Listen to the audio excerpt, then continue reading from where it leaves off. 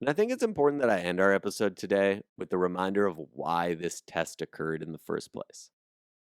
Remember,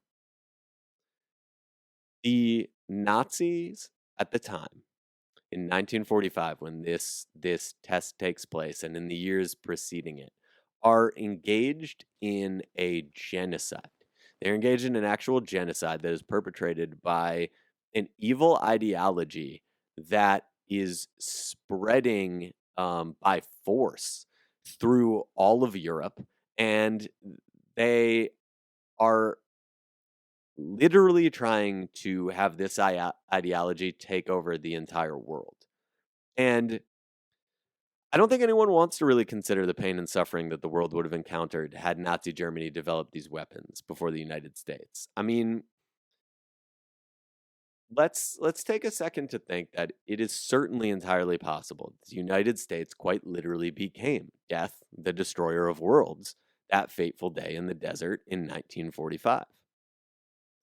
But then again, I think it's important to consider that for the Jews who walked out of Auschwitz after it was liberated 6 months before the Trinity test, for them, I think the Nazi government in Germany and the SS had been death destroyer of worlds long, long before the United States ever tested a nuke in the deserts of New Mexico.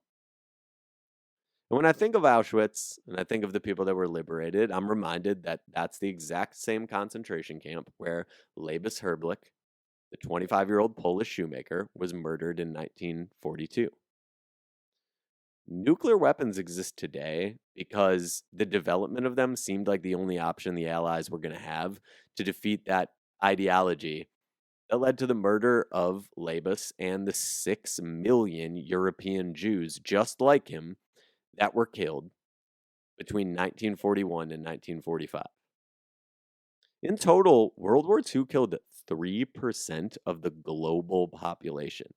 And to put that in context, that would be the equivalent of 273 million deaths globally today.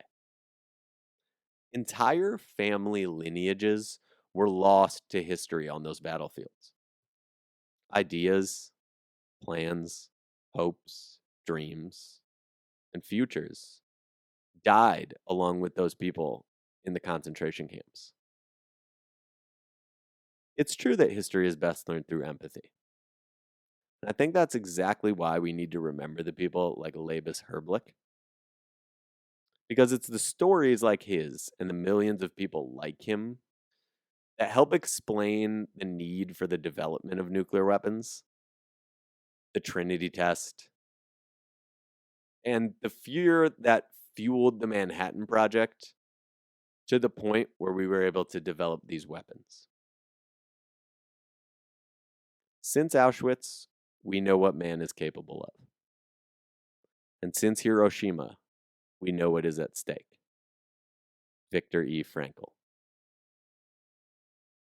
Ultimately, at the time of the Trinity test itself, nuclear weapons were a necessary means to an end. Unfortunately, now it seems that we need to find a means to their end. But that's another podcast for another time.